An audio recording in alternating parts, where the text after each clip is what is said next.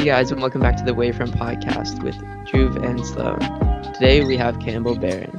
Campbell's a 17-year-old entrepreneur and podcaster. He's currently the host of a podcast called The Ones Who Succeed, on which he's interviewed guests such as Mark Cuban, Chris Sacca, founders of Dollar Shave Club, Headspace, SoulCycle, and many more.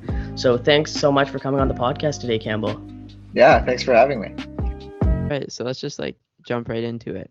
I know personally, I've had a lot more time during this quarantine to listen to podcasts and stuff. Do you have any favorites or any that you recommend? Do you have any favorites? I got introduced to podcasts maybe in 2013. My dad was really into them and kind of force fed them down my throat. Just maybe that's an exaggeration, but I'd be in the car and he'd put on a podcast and I have no choice but to listen. And the first one I got into was the show called TED Radio Hour, hosted by who is, I still think, up and coming at the time, this guy named Guy Raz. And now he's went on to have, an awesome show called How I Built This, which I really, really like, kind of a really baller interview show. Definitely extremely polished. I think a lot of the Gimlet podcasts are really, really, really great. So I had Alex Bloomberg, who's the co-founder of Gimlet Media, which got acquired by Spotify in 2019. I had him on the program in 2018 before it got acquired by Spotify. And Gimlet makes shows like Startup, if you are into entrepreneurship, Startup Season 1, which is basically Alex and his co-founder, but mainly Alex, documenting his process building Gimlet Media. Really, really good show. Probably one of my favorite podcasts of all time. And then Reply All is another Gimlet show, and they have another one called The Pitch, which is like a Shark Tank audio show, and Science Versus and Without Fail. And so there are a bunch of shows. So I would say, How I Built This, Gimlet. What else do I listen to? I feel like I've said some other ones that I'm forgetting. I listen to Gimlet has another one called The Journal, which is a show it's about Gimlet and the Wall Street Journal. It's a new show. Axios Today is another really good one. It's just a new show. So there are a bunch. I think the beauty with podcasts are if you really if you're interested in it and you're kind of listening to things, there's kind of a podcast for everyone. So I would say it depends on who you are as a person and what your interests are. Yeah, I agree. During this quarantine, I listen to a podcast occasionally, when I walk my dog or whatever. Mm-hmm. But now I've got into them so much more for just everything. There's I like Joe Rogan, just chill if I'm going for a run and I don't have to pay attention. But then I also like other ones My First Million, which is more entrepreneurship related, and I thought that was it's really cool. Yeah, same here. I actually got introduced to podcasts because I was a big basketball guy, and there was this basketball podcast that came out, which was Through the Wire, and then from that, especially in quarantine and over the last year. So yeah, My First Million was one of them. The Jordan Harbinger show, and there's a lot more. And I've actually the one you mentioned, The Pitch, I've listened to that, and that one was pretty good as well. So there's just a ton of podcasts out there that are really, really good. You just have to find your kind of interests, I think. I think it's great that you guys are highlighting while in quarantine because, most kids, I think, or that the impression is that most kids haven't really been doing anything in quarantine. And so I think it's great to hear that you guys have been working on your startup and listening to some interesting podcasts. Yeah. Also, you've been listening to podcasts for a while, and I think you created your media company when you were 13 years old. What inspired you to do that? I mean, I really the only things I've ever been interested in my life are entrepreneurship and content creation. Pretty much nothing else. And maybe technology, building apps. So those three things. Pretty much they all happened at once. I grew up in New York. And growing up in a fast-paced environment like that, you get to see a lot of people. None of my parents aren't, or none of my friends were really into startups. It's not like my parents were startup founders; they're just regular professionals. But I somehow got introduced to startups through maybe podcasts or whatever, and at the same time really got interested in video. I would watch documentaries and documentary TV shows, and really got interested in how do you edit and how do you tell stories and telling. I had 30 minutes ago. Matt Hackett on my show, who's the co-founder of Beam, which was Casey Neistat's startup. And Matt Hackett was talking about just like the benefit of being able to storytell and tell a story, whether you're starting a company, fundraising, etc. And I really think that's true. And so I really got interested in storytelling. And so when I moved back to Toronto, when I was 13, I had this idea to start like a video agency. It's, definitely been done before many, many times, but I figured I would put two and two together, my video editing experience and my love for entrepreneurship, though I had never really done it at a big enough scale. And so, I basically figured I can create social media videos for brands.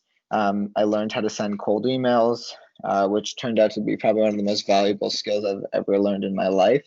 I basically attribute everything I have to cold emails, and hard work, of course. And as a result, I think I ended up, building a decent agency and working with brands like Pinkberry and a bunch of other ones, and then that agency kind of led to my podcast, and so that was definitely a pivotal moment, I think. That's cool. So like you cold email a lot, clearly, and I think that's really useful. A lot of people have told me that too. How do you decide who to cold call? Do you just like choose like 10 people you really like and just send out the same email, or do you like choose specific emails? That's a good question. I think, to be fair, I've probably cold called 5 times. I think it's a lot hard. I think we're in maybe this is just my like uninformed opinion, but I feel like a cold email is probably better received, especially amongst, Mark Cuban probably wouldn't have been as keen to talk to me if I just like found his phone number and gave him a call, as opposed to writing an email. I think it's a little invasive. But I really, the cold emails for the agency were like, who are people that I think I could, help them with their content. With the podcast, it was much more of like, who am I really interested in? And let me push away any boundaries that I think might stop people, right? So a lot of people, when they start a podcast, they're gonna be like, well, I can't get Mark Cuban, so I'm just gonna like talk to like this guy, who's doing this and this, or, I get a lot of emails from people saying, hey, can I be on your podcast? And it's not that I don't want to have you on my podcast, and it's actually not that you're not successful. It's just I really only want to talk to people that I'm genuinely interested in, and I kind of know a lot about, or think I know a lot about, because I think that makes the most interesting conversation. And the best interviews are the ones that, from my experience, are the ones where I've like idolized this person for a long time and then got to meet them. And I was, not necessarily starstruck, but like so thrilled to be talking to them, and had so many questions just that have just been building up over time. And so, when I cold email, I'll just, find someone, find their email online and figure out who I want to get in touch with. It's not as sophisticated as it seems. I see a Twitter profile. Oh, I've seen that person around. Do a little bit more research. Oh, that'd be he or she'd be awesome to have on the program. Or it's someone like maybe Elizabeth Cutler, who co-founded this awesome startup called, company now called SoulCycle. And it's like, oh, I've heard of SoulCycle. I've seen it all over the place, and wow, that's an amazing brand. And I'd love to hear her experience firsthand building that company. That'd be really cool if we could chat. So I don't think there's not like one funnel necessarily, but the core thread in regards to the interviews that I've done just happens to be the fact that I'm really interested in the entrepreneur, the founder, the VC, and eventually the conversation. Yeah. And so I know you've been like sponsored by Skillshare for your podcast. So how was your journey getting that sponsorship? Well, it's actually kind of funny. I think people have really latched on to this idea of like, oh, you got to sponsor zero views, whatever, at the beginning. And I think it's maybe a little harder to do now. Look, I realized I needed some money. I had some money saved up from the agency, of course, but at the time, this was like kind of a different, I don't want to say different time because I make myself sound older than I am, but 2018 seemed a little bit different in the sense that there were a little less podcasts perhaps. And I felt like I really needed to travel and do an interview. Now I just do all my interviews through Zoom, and like with AirPods and a decent home mic setup, like it actually sounds quite fine. So like if my guest has AirPods or something, right? Like the audio quality is passable. People are more used to it. But I really felt like I had to meet these people in person, and probably better that I did. And so, just sent cold email again, reached out to a bunch of brands, and Skillshare was the one that kind of latched on. That's really interesting. Speaking of like going to different places, after coronavirus, do you think you'll continue like going to places, or you think it's like fundamentally changed the way we do podcasts? I think it's changed, man. I think it's changed. I think there's exceptions, right? Like for crazy interviews, like if I ever get the chance to talk to like someone like an Elon Musk or a Richard Branson, I think it'd probably be more beneficial to do that in person, because that is like a once or maybe twice, if I'm lucky, in a lifetime opportunity, or like a Jeff Bezos, right? And it's not saying that like, you're not Jeff Bezos, so I can have you on Zoom, but it's more of like the experience. I actually think Zoom is much less intimidating to people, because I would have to, book a conference room, meet with them, schedule time with their executive assistants. Is your mic set up? Like, here's a tour of the office. Like, it was probably double, not double the time, but 1.5 times. Just a lot of energy from behind the scenes. The amount of like kick-ass, awesome executive assistants and PR people that enabled my show to happen, just from the side of the entrepreneur, for setting everything up and booking conference rooms and giving me a tour, like really, really, really, really beneficial. And so none of that exists when you do a Zoom conversation. And so it's a little bit more, there's less friction involved. And so I think it depends. I definitely eventually, hopefully when we can get into crowds again, I want to host, I think a live show would really be fun. But I think for the most part, it's quite easy, or not easy, but the technical challenge is no longer really there with Zoom. They've done a decent job scaling during the coronavirus. And as a result, I think there's definitely an opportunity here to just keep up the Zoom. And like you said, you cold emailed a lot of people, and I'm sure like cold emailing, it's not giving you 100% success rate. So do you have any really good? I reached out to like 500, maybe like I don't know. It's really hard to tell, but definitely over 500 people, and I got 12 to say yes. So that tells you. Yeah. It's for season 1. And and do you have any like good rejection stories? Like anything cool happen, or was it usually just like a no? Some of them. Well, who's the smart guy? I think he's at Y Combinator. He says, and I don't know, I forget who it is, but someone told me, believe the no, but not the why. So like, and I think this was in terms of fundraising for your startup, like pitching to investors. Like they might not always tell you why they're not going to invest. That might not always be truthful. I don't know how true that is. Someone said it on my podcast. I forget who it was, but I think it's kind of that situation. So I got a lot of no's. Some people were like, some were really nice no's, and like, I just really can't do this. I'm not in New York when you're in New York. So, and this was I wasn't considered. I did a remote interview once on Skype, like my first interview, and it wasn't the remote interview. There was it was just a little bit. There was more friction, and so it was like no remote interviews. Little did I know there'd be like this pandemic 2 years later. But at the time, I thought that I would just, I have some money, so I'm just gonna meet these people. And I'm glad I did, to be honest. And so I got rejections all over the place. Some were like, I can't say the name of the company, but some were like, Campbell, you got to stop emailing this company. Yes, please stop emailing us. We're never going to reply to you ever again. So like, just get away.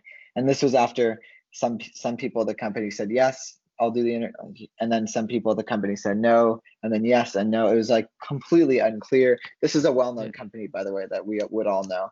But I'm not going to say anything, because, you don't know what's going on inside. You don't know if they were going through a tough time, etc. It's not, I definitely don't want to, there are various circumstances which dictate the attitude towards press requests. Needless to say, all kinds of rejections. The most common rejection, by the way, is the no reply.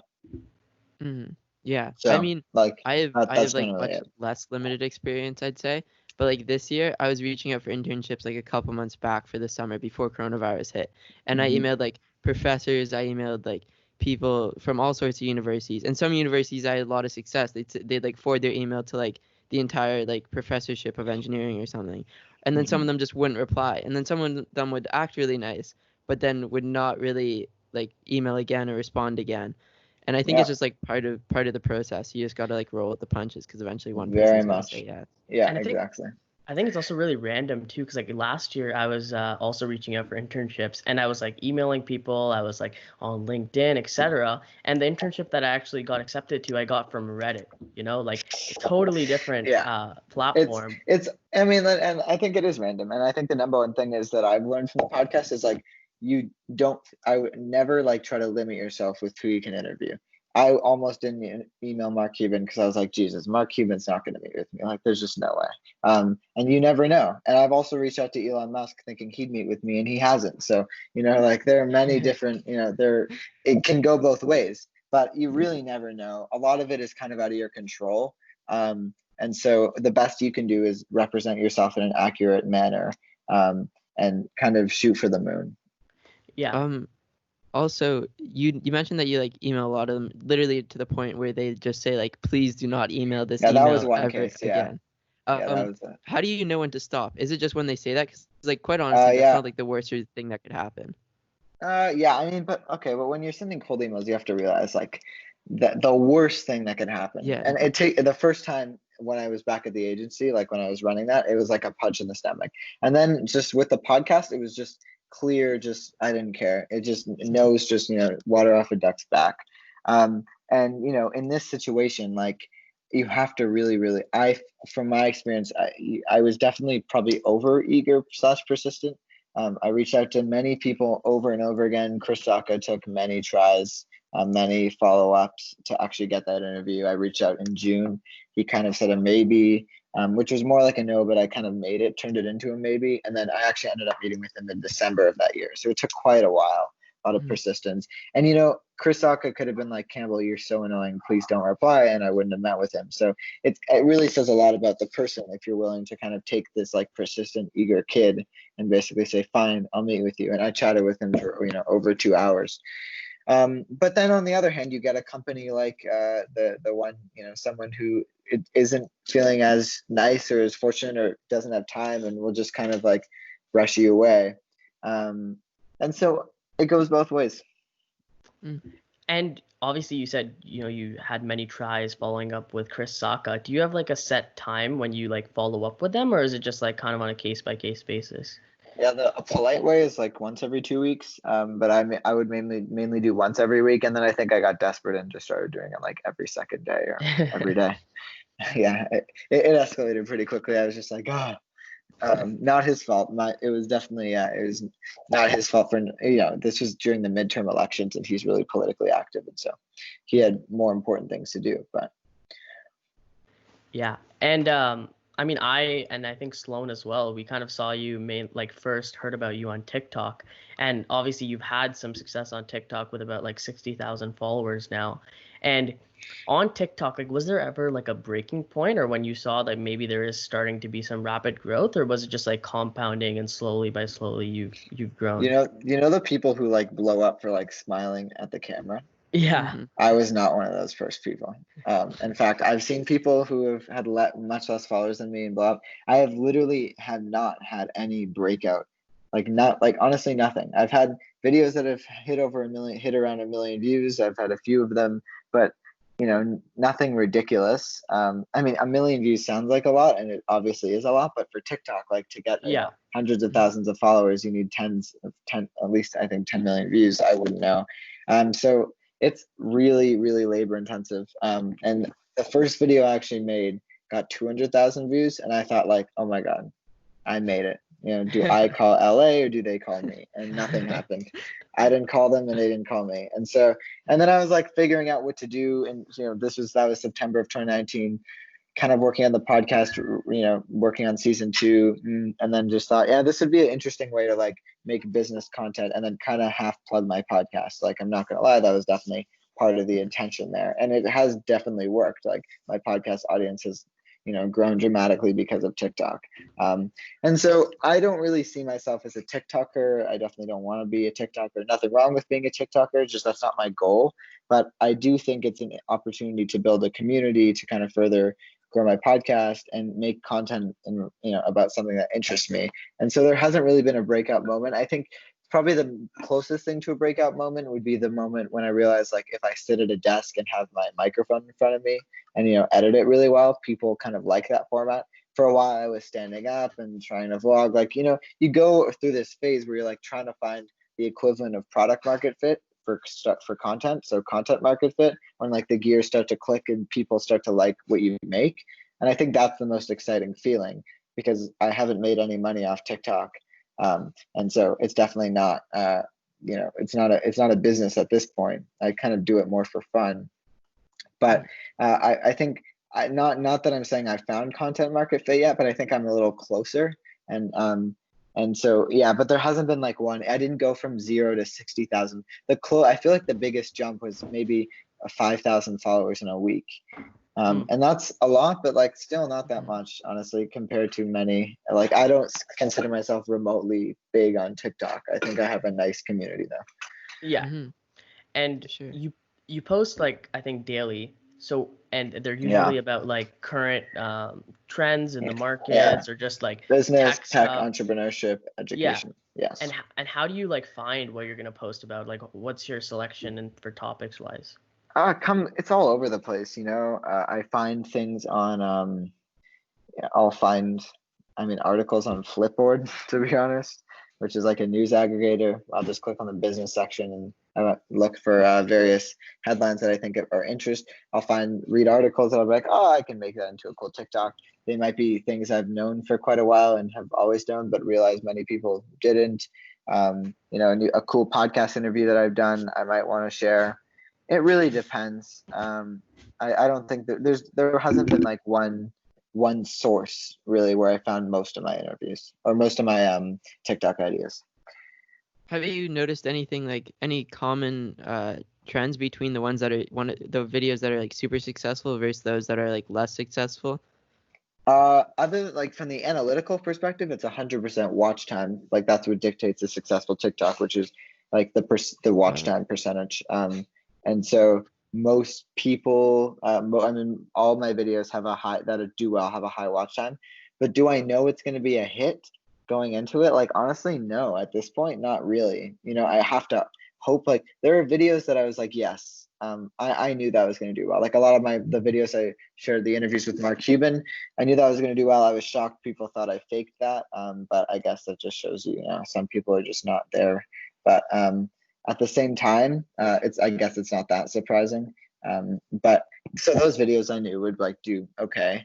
But there's some videos that I post that, you know, I almost like did an edit because I was like, I don't know, is this that interesting? And then I guess they're timed right. I use the right hashtags, maybe combine it with the right song, and you know, we have a hit. So I think as long as I keep my format consistent and kind of keep working at it, yeah, I'll probably see some results. That's interesting. So like, why did you start TikTok in the first place? Was it just like to get people to your podcast and you thought it was like exploding, so you wanted to jump on, or were you like beginning? I mean, yeah, I think like I said, my first video I posted in September went viral. It was and I was really just experimenting. And then I was starting season 2 of my podcast, like so launching season 2. I've been recording interviews beforehand and thought that TikTok would be an interesting way to promote it. But every time I just directly like plugged the podcast in the early days, like it just didn't do well. And so I figured, okay, I have to provide some value. And so why don't I like convert my little podcast setup into like a little business talk show? And then, you know, sat at my desk and figured that whole setup out and the content flow there. And, you know, now it's like a mix, right? Some TikToks I'll talk about my podcast. Some TikToks I'll talk about current events, business stories that interest me. Yeah, it goes all over. Yeah, and this is a very side question, but is there like, what do you think is the best purchase you've had in your podcasting career? Whoa, we're taking a detour here. No, I'm kidding. The best purchase? I don't know, man. I think like I don't know, maybe my microphone. Like how basic do we want to get?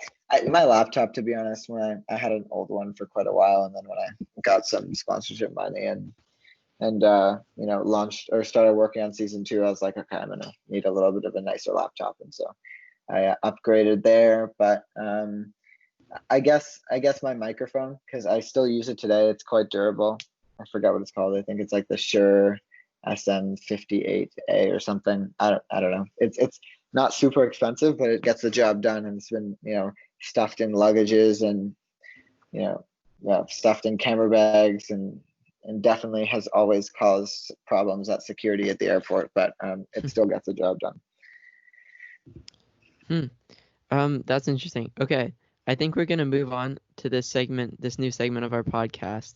It's basically like a rapid fire would you rather of like a whole bunch of different things. You don't have to like Cool. explain your reasoning for what you choose. Just like Yeah. say it, and then we can circle back around after. All Cool. right. So let's just get into it. I'll start, then Drew, you'll go to the next one, and so on. Yep. All right, perfect. So, would you rather buy Tesla or Amazon stock right now?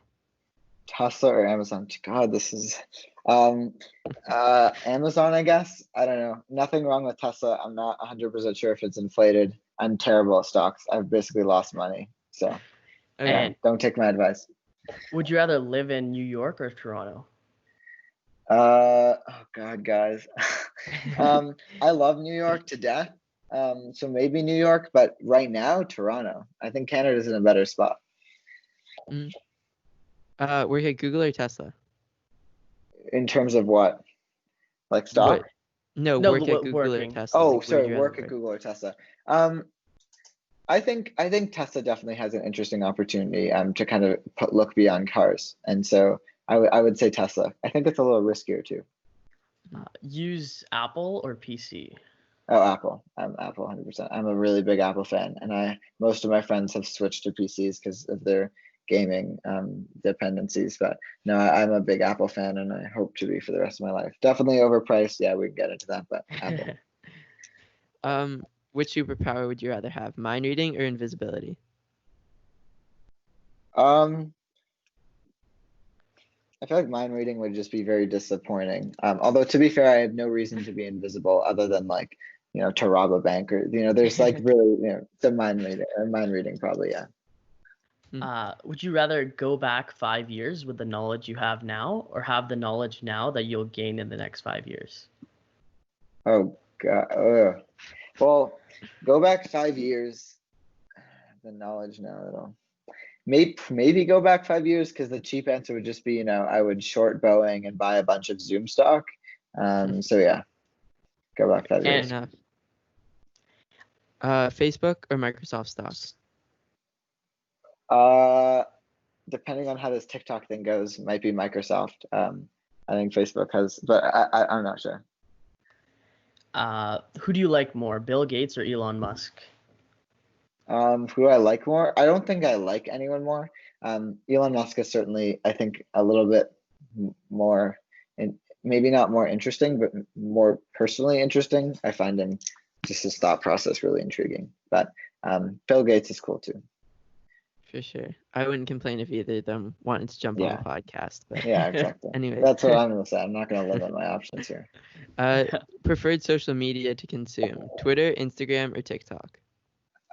Twitter. And Twitter's really polarizing. I know I'm not supposed to explain, and I love TikTok, but TikTok is, I think, a little bit inherently addictive. Instagram, kind of just makes you feel bad about yourself. And I think Twitter, at least for the people I follow, kind of smart business startup-y conversations. Mm-hmm. I agree. And then last question, Netflix or YouTube like to consume? I consume YouTube a lot more than Netflix. I'm not a big TV guy. Like, I just don't sit and watch TV. If the content I'll consume would be like a podcast or an audiobook on the run. I'm not a huge YouTube guy, but yeah, I like YouTube.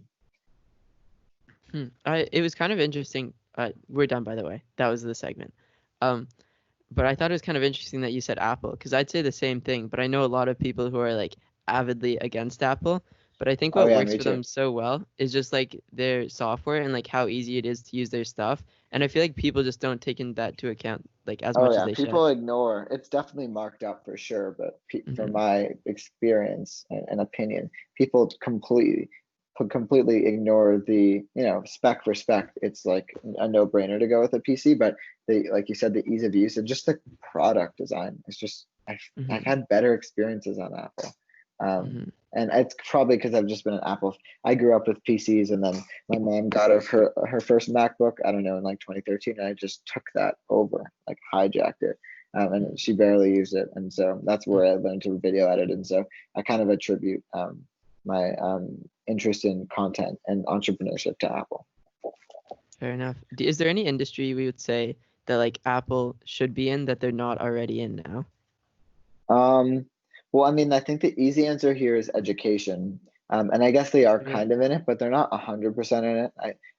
They're not really in it, because other than like Apple for education and supplying iPads and laptops to various schools, I don't think they have a huge software play here. And it's a really hot industry. And I don't think necessarily only Apple should be in it, but I think it's the most disruptive industry there is in 2020.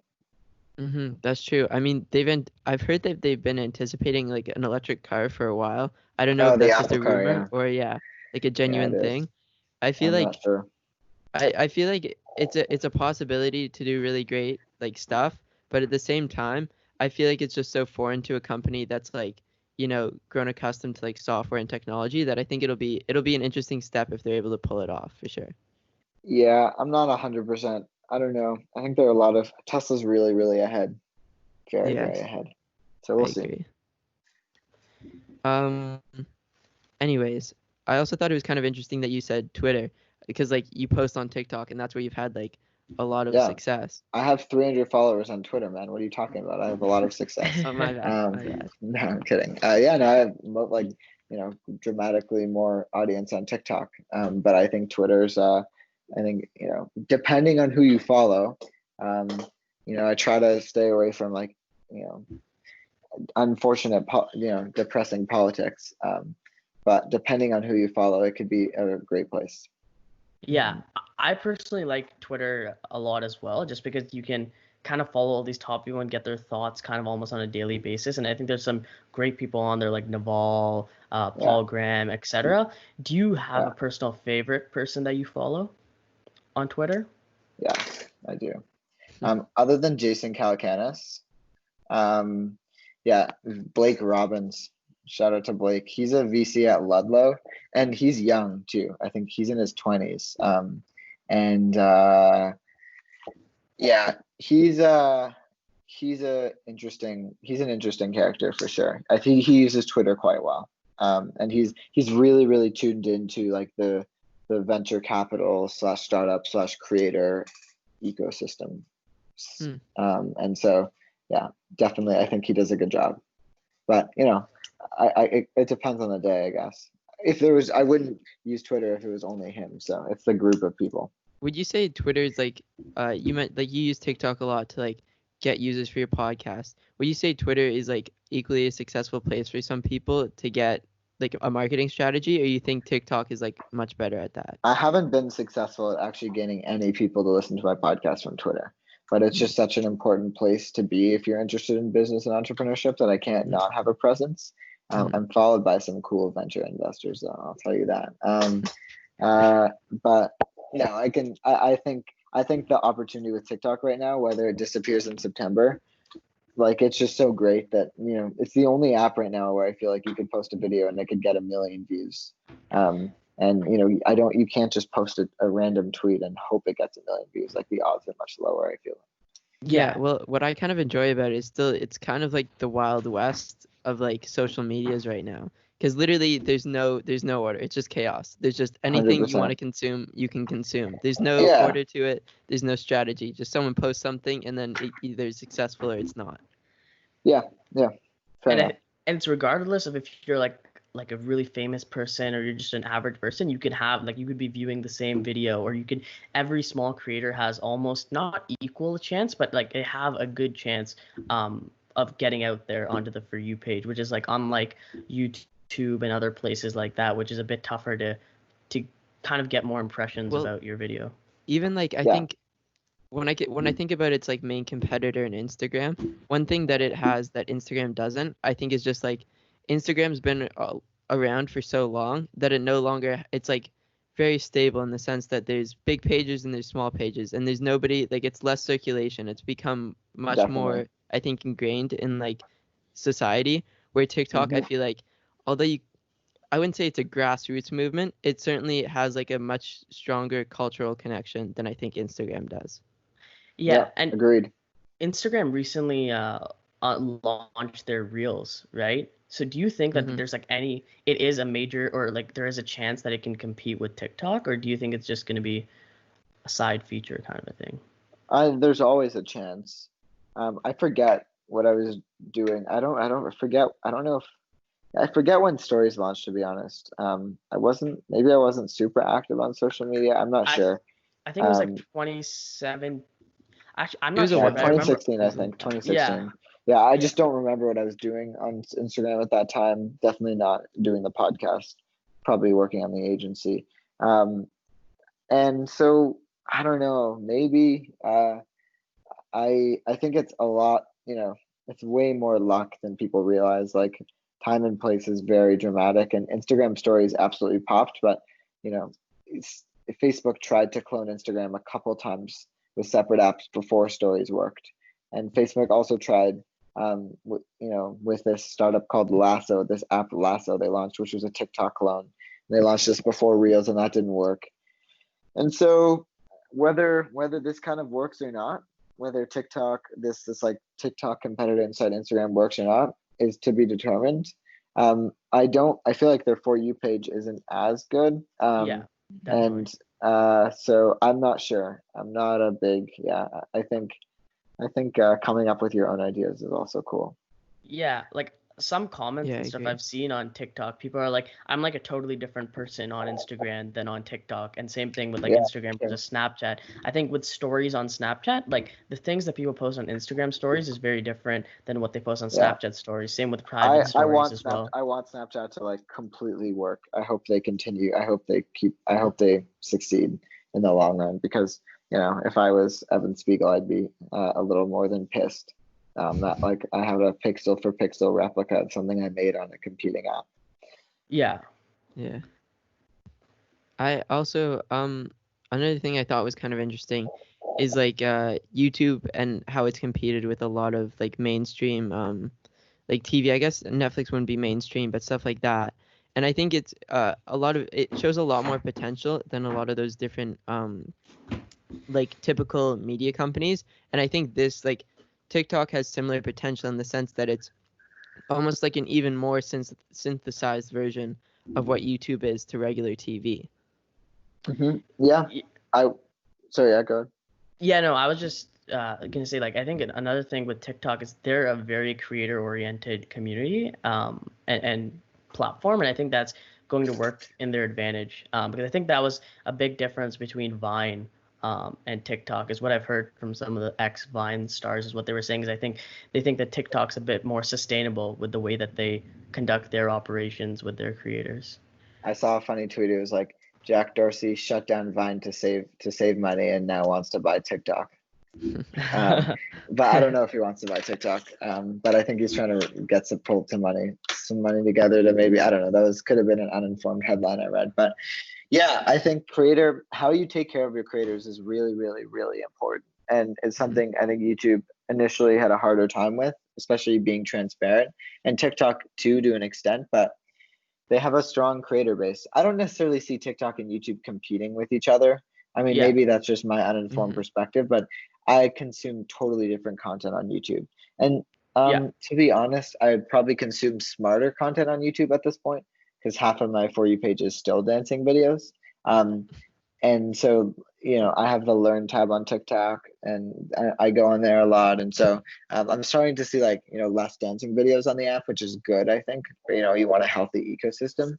But I wouldn't every time I'm on TikTok, I wouldn't have been on YouTube. I don't think it's pulling from that. Not in my case, anyway. Yeah, I think it's totally different types of content and all that as well. I think with YouTube, it's a little, not only is it longer, but I think you're trying to look at a little bit different stuff. Like I think what let's say Yes Theory does is not possible to be maybe replicating on TikTok. But with TikTok, I mean, they do it on TikTok though. They have 1 million followers. They replicated it well. I think what the advantage that YouTube has over something like TikTok is that you can have like an actual storyline, and you can convey like a lot more information rather than something that you can say in 60 seconds. 60 seconds might be good enough to say like 2 facts, 3 facts, but you're not going to summarize somebody's thesis on a paper. You're not going to genuinely learn about a topic, where I think you could do that in like a YouTube video. Yeah, for sure. And I think your For You page also kind of gets diluted now. Like if let's say somebody's like, this is the most shared video, or like this for this reason or that reason, you're not really gonna encounter those types of like trying to go viral YouTube videos as you would on like TikTok. But I think I don't think they're competing per se, but I think time wise, like when I'm procrastinating, I think now it's easier to go to TikTok than it is to go to YouTube to procrastinate. So I guess like in stealing your time, maybe there's a little bit of a Here's what I'm waiting for. I'm waiting for TikTok to allow you to add sounds on their website, and then I'm going to delete the app along with Instagram and Twitter and just use the websites, because I really don't want to have to like click on it. Not their fault, definitely my fault. I just think I spend a little bit too much time on there, and it's not like I don't have other stuff to do. And so I know I hopefully, like, if I could replace my TikTok habit to like read, the Wall Street Journal or something, that's maybe making me a little smarter. Not a bad habit. And so once they launch their website that allows you to add music, because their website now allows you to upload videos but not add music, then I'd go on there. I could go on their website whenever I want to get a little TikTok fix, but that's how I see it. Speaking of which, how have you managed to like balance your academics with creating content and stuff like that? Good question. So I think it's, I think like in the polarized world that we live in, there are many extreme situations where it's like I had to give up my business to stay in school, or I dropped out of high school. And I really wasn't keen on doing either of those. I've never been a super, super big fan of school. I actually was like probably a fine student, not like academically, smarter than anyone else, but I'm probably not behind. But I really just didn't love the classroom environment. And so my first day of high school, I was like, I just can't do this for 4 years. And so I was scheming a way to graduate a year early. And so I transferred to a school with a more flexible schedule, which enabled me to kind of work on my business on the side, get some credits for that. And then after school, I'd take extra courses. And during the summer, I'd take extra courses. And when those accumulated and I got enough credits in June of 2020, where I should be going into grade 12 in September of 2020, I graduated in June of 2020, a year early. And so now I'm kind of just working. Wow. And would you say that's been like, it's been really productive to do that? And like, would you recommend it for other people who want to? Yeah, although I actually don't, if I was starting a year later, I actually don't think I could have pulled it off. There are a bunch of lucky things that happened, not necessarily lucky, because I'm not going to dismiss the hard work, but there are just the time, like COVID changes everything, everything. Now, I don't think my guidance counselors would be super, like, I don't know if they're as free with time to be able to like work out a plan to see how I can graduate a year early and how I could manage an extra class. And, I think just with the environment, it's definitely more difficult. I can tell you one thing, I would hate to be going in class wearing a mask. I didn't like school. I didn't like school during a mask, and I definitely didn't like school, I didn't like school without wearing a mask, and I definitely really wouldn't like school wearing a mask. And so I'm kind of just, I'm fortunate to have been able to graduate, get myself out of that position. Yeah. Sure. And speaking of like education, I'll let you ask the question after, Juve. Is there anything that you think like could be really beneficial to add to the school environment now? Is there any one thing that you change? Oh God, which one thing? I think there are like 150 to 200 things. Honestly, I'm not joking. I think part of me is like programming, but I don't know. There's some people, I guess, who just suck. Not that everyone needs to build apps, but I learned to code a little bit just like when I was younger, and I definitely couldn't build an app now. And I've pretty much lost like the actual programming ability, but it does teach you how to think in a different way. That's Steve Jobs' quote, not mine. But I will say, I think so. Yeah, I think financial literacy, like cold emails, and I made a couple TikToks about this, and people are like, well, I learned that in my school. It's like, okay, well, if you go to a private school, yeah, sure, the curriculum is going to be a little more polished. But I'm talking about on a total, global scale, every school should have these standards. financial literacy, like, how to, how to buy a home, right? I interviewed this guy named Jake Casson who like started Movement Watches, and he was saying the American dream is literally to buy a house, and yet you don't know how to learn to buy a house in school. And I think that like perfectly summarized it. So there are a bunch of things, finances, accounting, I think some basic business skills. Not that everyone needs to start a business, but you should understand how markets work, and not like the theoretical aspects, like practical guides, investing. There are a bunch of things. Yeah. Well, I was just gonna say, like, I think it's content is definitely a big part of it, but I think it's also like the system and mindsets that you go into at school. Like, I think now there's definitely you can learn anything you want online. There's definitely a bigger emphasis on grades than learning, I would say, in the system. And it could be it could be so intentional, accidental. That's definitely an American thing too. Also, yeah. More so in the U.S. than in Canada. And that's what I've realized. One fundamental issue I think I've realized is that, well, two things actually. One, the idea of grades I think has transformed so much to the point where it's no longer like an indicator of your current status in a subject. It's more of a ranking in terms of how you're doing compared to classmates. Yeah, it also doesn't indicate if you're intelligent or not. Like people chip around the whole, but like the truth is like they're incredibly smart people who just don't test well. And most, I'd say 50% of the entrepreneurs I've interviewed just like were not great at school and hated it and either dropped out or just were like, I could do this better.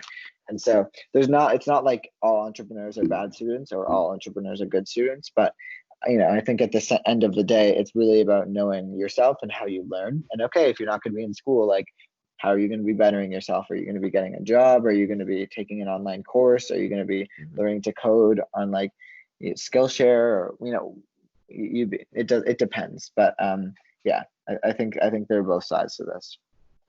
For sure. And the other thing I was going to say is practicality. Like you've mentioned a lot of this. A lot of the stuff that we learn in school isn't necessarily practical in real life. And while I do think it's like super valuable. Pretty much all of it, most of it. That we learn how to learn. I think that's a valuable skill. I think you can also learn useful things while you're learning how to learn. And that's something that I think we gotta. It should be less about content, though. Like you said, what should we? You said, what should we teach? It's like, yes, we should teach financial literacy, but it also should be like, here are the tools that I'm going to set you up with so that after you go jump through these random hoops that lead to who knows, after you do that, if you want to learn something, how.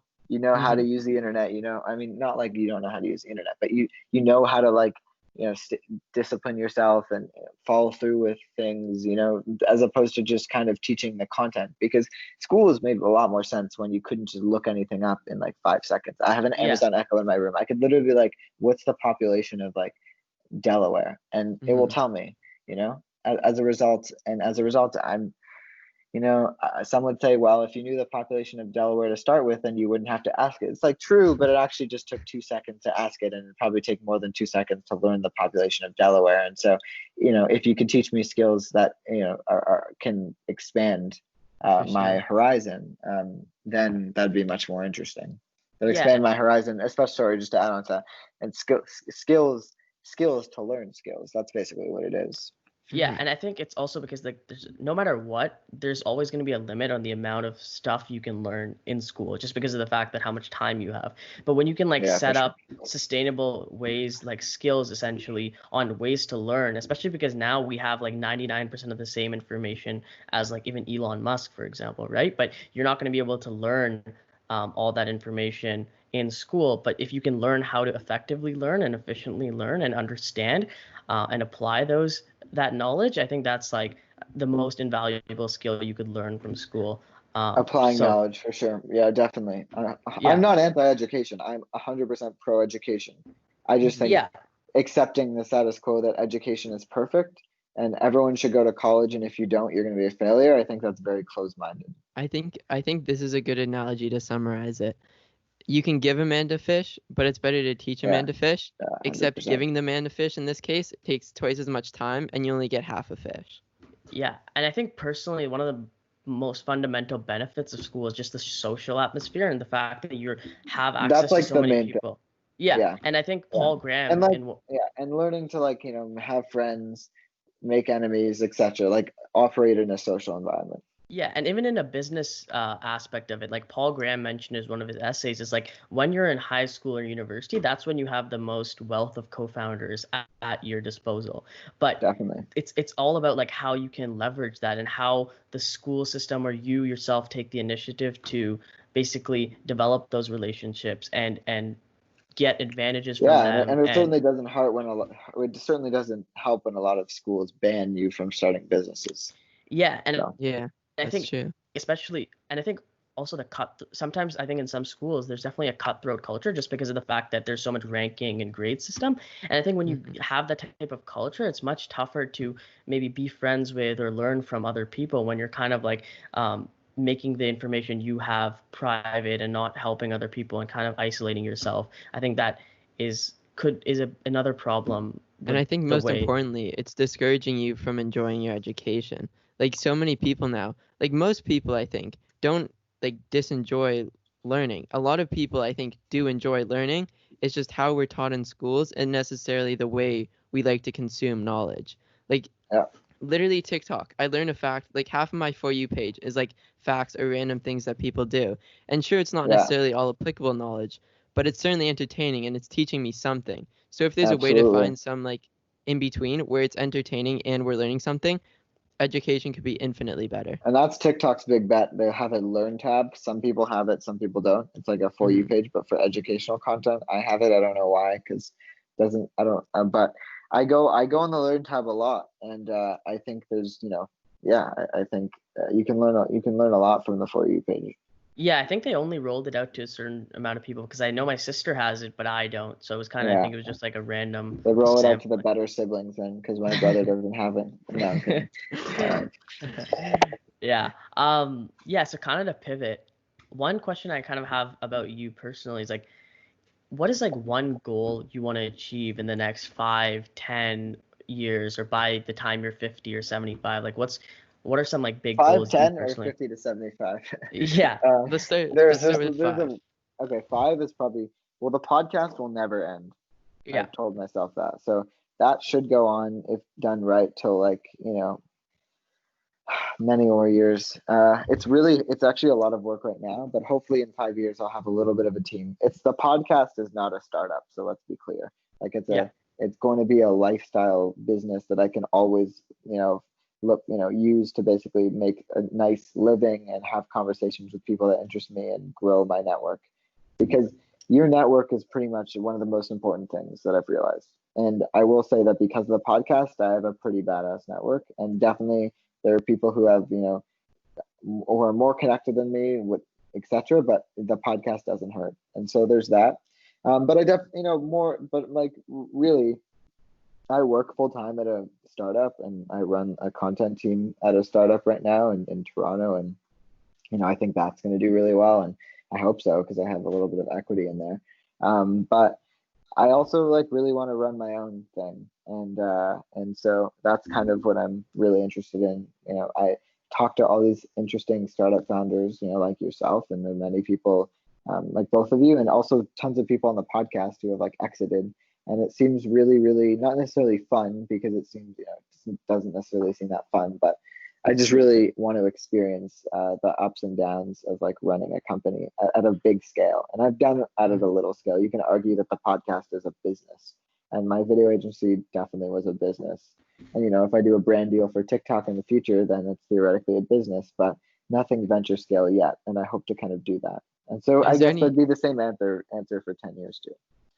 Is there any, you're passionate about, changing education? I think is something that all three of us would like to see done. Is there anything that you'd want to be passionate about changing in the future? Or a particular industry? I think the startup I work at now is in education. We're doing something really, really cool. I can't talk about it because we're pre-launch and we're kind of in what's called stealth mode, but there's a really badass team working on it, and we're in education, and I think we're going to do quite well. And so I actually think if done right, then that would solve a decent gap. I think there are many opportunities in ed tech. I also think audio and work from home is just really cool. I love podcasting, and I love the idea of being able to work from anywhere in the world. I think offices are awesome, and I actually would like to, get back to an office at some point. But for the time being, while we're adapting to this new normal, and kind of embracing it as a big red reset button, that presents new opportunities for remote work. And so I think there's something exciting there too. Mm-hmm. And I think during quarantine especially, there's been some softwares that have emerged for networking from home and all that. And I know obviously you're growing your network from the podcast and other things, but is there any other like things you've used or passive ways that you grow your network other than the podcast? To be fair, it's really, Twitter is one of the best networking tools, I actually think. I actually, and I'm sorry, I know people, I've talked to people who are like part of LinkedIn. I'm not a big fan of LinkedIn. I think it's actually really messy. And, I'm not a big fan. It's really good. It does the job for many people, for many recruiters, for definitely, it's like you kind of can't not have a LinkedIn profile, but I think there's like some serious networking problems, just especially with younger people. Twitter is awesome to network. Really, really great, especially if you follow the right people. Not just like, you could follow Paul Graham and Navel and like, a bunch of people, and that's cool. And I think reading Paul Graham's tweets and Navel's like wisdom from like the clouds or wherever he lives would be really interesting. It's really interesting. He sometimes seems like he's like spiritual almost. It's really interesting. I follow him. He's great. But I also think following like young entrepreneurs, and I follow many who are way more impressive than me. I think that's really cool. And I definitely, to add on to my question before, angel investing is really something I want to get into. Hopefully I can like take, the podcast audience I have and maybe syndicate some deals. And I have a list of startups that I'd invest in if I had the money to kind of funnel. And so I definitely want to like get into maybe the world of venture. And I'm not really super interested in like committing to one thing for the rest of my life. Yeah. And I think what's the great thing about this world is that if you like put your mind to it, you work hard, and the timing's right, you could accomplish a lot of various things. I think that's a pretty good outlook. Yeah. Another quick question I wanted to ask you just about your podcast in general. I mean, obviously, like I've even watched a couple of your older ones and your latest ones, and they've kind of grown, obviously, editing wise and the way you speak and all that. So, are there any things you would have wanted to know before you started your podcast? Yeah, I used to think that like if there was, so I started my podcast when I was 15, and at the time I didn't hear any podcasts that were hosted by young people, and I thought that if I did, it'd be game over. Like the first person to host a podcast by a young person wins. So for example, if I saw you guys, I would be like so nervous, like it's war. But I realized that that's not true. Like podcasts can completely coexist, and as a result, I should kind of be embracing other shows, like coming on your show, and I've done many, well, not many, but definitely a few, and trying to network with other great podcasters. And maybe I don't really like the word network, but like trying to connect with other great podcasters. Yeah. And so I think they're definitely, I think not worrying about too much about competition. Not like this is competition really, but I would say other people in the space. They're gonna. I knew there were gonna be a lot of rejections, so I can't say I was surprised. But like I said at the beginning, shoot for the moon. Like to reach out to basically anyone you want. Don't think anyone's too out of your league. I didn't really believe in leagues, especially in the podcast world. And just push rejections out of the way and keep going. Oh yeah, it's another last thing. It's a really, really long-term thing. Podcasts are not like, at least from my experience, it's definitely not an overnight success. It's not a 1 year success. It's not a 2 year success. I think my podcast will be more well known in 10 years than it is now. And I, commit to that. Mm-hmm. Yeah.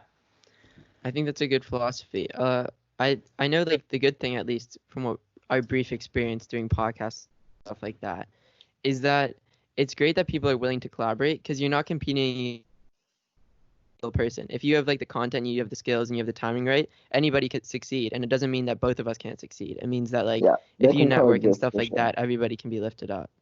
Yeah, they can definitely coexist. Absolutely. Yeah. Yeah. And on the note for podcasts, so you've had a lot of guests and you obviously have had some pretty long discussions. How do you do you have any like go-to questions or favorite questions? Or is it all of them are tailored specifically to the guest? No, I wouldn't say all of them are, because obviously some questions overlap. I Yeah. wouldn't ask a question that I didn't think was relevant, and I probably have done this just uninformed or being naive. But what are some questions that I like? The questions that really get people thinking are ones that are a little deeper and clearly tailored for them. Like no one gets stops in their tracks and says, "Jesus, Campbell, you ask awesome questions with the who are you and what do you do?" Right? Yeah. Like no one, and so, or like, what's your name? Right? No one. So I think the type of questions that I love when people really think long and hard about an answer. That's like the best feeling. When especially hosting the show and like talking with someone you've idolized and they're like, "Wow, I didn't think of it that way. Hold on." So I like that aspect of it. I think the where do you see yourself in 10 years, like, it's a basic question, or where do you see yourself in 5 years, but you asked it to me and I had a good response. And I think it's kind of fun to think about your future, especially because it's so unknown. Who could have predicted this pandemic? And so we really don't know what the next 5 years will be like. No one does, honestly. No one does. And so yeah, I think the who are you, like, where do you see yourself in 5 years is a fun one. But mainly I think it's really interesting to like dive into people's career and talk about challenges that they faced and kind of reflect. Mm-hmm. Well, I think what's good about like the 10-year question is that it really puts in perspective what you really want to do in life and like what your true goals and like what you're curious about are. And even if like people don't give a great response, it definitely is like evident that you're curious about something you want like to see change there. That's what I think is good about that question. Agreed. Yeah.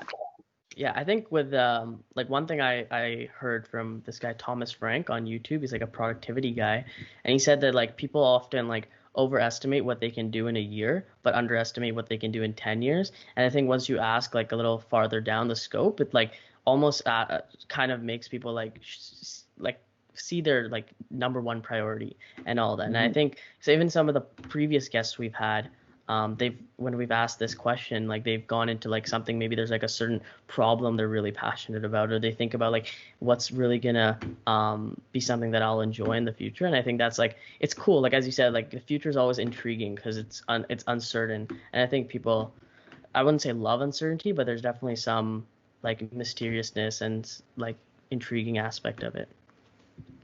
Yeah. Kind of like wrapping it up here, I wanted to ask one question about like you're clearly passionate about content creation and stuff like that. Is there any like single piece of content that you think has really stuck with you and like helped drive you in your career as like an entrepreneur and content creator? See, that's a really good question. That's like another tailored one, right? Like that wouldn't be on a random list. Yeah, that's a really good question. Oh man. I don't know if there's like a single piece, but like not that I've made, right? But I've watched or consumed those kind of changed me. I think when I was younger, I really not younger, but and I still do, but I think watching Casey Neistat publicly start Beam was really, really interesting. And so that wasn't a single piece of content, but he made a video, I think, in 2017 called like "What the Hell Happened to Beam," and it was just basically talking about like the ups and downs. And I had Matt Hackett, who is his co-founder at the time, and we chatted about an hour ago, and it was such a cool conversation to see Matt's side because I only saw Casey's side, but he basically described the ups and downs of building a startup in that video, and I watched it over and over again. So that's like more serious theoretical. And yeah, and so I would say that video is really good. I'm sure there are a lot of really great pieces that I'm forgetting. Like, there are documentaries I'd watch, right, on various founders and entrepreneurs. I think Bloomberg had a series called Game Changers, which was really, really good. The Fire Festival documentary was super interesting to me. I was obsessed about that. That one was good. I really, really was interested in kind of, and I've talked to people who were kind of not necessarily involved, but like were aware of the situation and knew people who were involved. And I think just how they dealt with how they use social media to their advantage and ultimately to their downfall was really, really interesting. There's a good documentary called The Inventor or something like that. The Inventor Out for Blood. It's about Theranos and Elizabeth Holmes, who's, if you haven't heard of that story, it's like this really interesting tale of a entrepreneur who like turned out to be a total fraud, and it was had this big startup that was, you know, at one point she was a billionaire. Anyway, it's a long story, but it's a really, really good you know, piece of content. And there's also a book called Bad Blood. And so I think I wouldn't necessarily point to one piece of content, but I think there are certain videos and documentaries that I'll watch that are just really, really well done and deserve to be recognized. And yeah, and so I think with every maybe YouTube channel that I'd watch, there's like one key video that like really hits home to me. And Casey's made some awesome videos in the past, but what the hell happened to Beam seems to stick out to me the most. Yeah, I remember that video. I remember Beam. It's really interesting. I think also Fire Festival is super interesting. That one was a good one. That in itself is interesting, but what's even more interesting is the fact that it hasn't happened again, because there's literally nothing stopping it. I feel like from happening again. If you get someone who's like that, I definitely think it could happen, and I think it could happen very soon. Yeah, and I think there's I wouldn't say very soon. I think there's a pandemic that could stop it, to be honest. But yeah, you're right. There other than if you know the right people and you're charismatic, yes, that could happen again. And I think there is a lot of content, even on like Netflix. Like a lot of it isn't that great, but I think there's some things like you can learn a lot from even on Netflix. Like even some movies like Catch Me If You Can. You know, you learn a lot about not just deception, but like I guess confidence, or like the documentary about the guy who started McDonald's. You know, the founder. Yeah, that was like I think that was the last movie I saw. I haven't watched movies in years, but yeah, that was a really, really good one. Yeah, and like there's a lot, like even like there was one you about could learn a lot from nonfiction for sure, and fiction.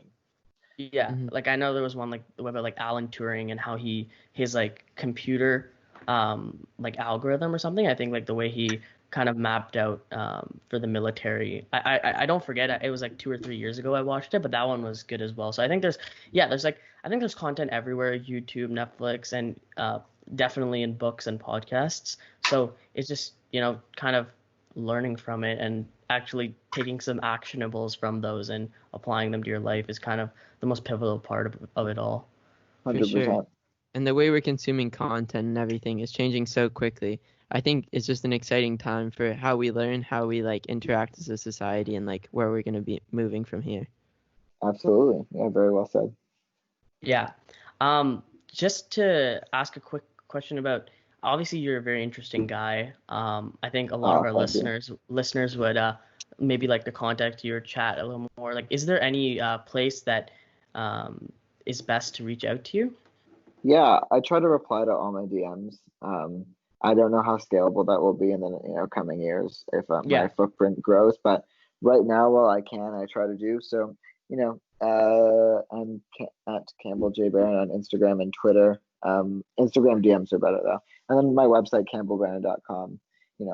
I think I'd be happy to chat over DMs or whatever works. So I think that'd probably be the best way to contact me. Perfect. And go listen to his podcast, The Once They Succeed. Thank you for listening, and this has been a Wavecast podcast.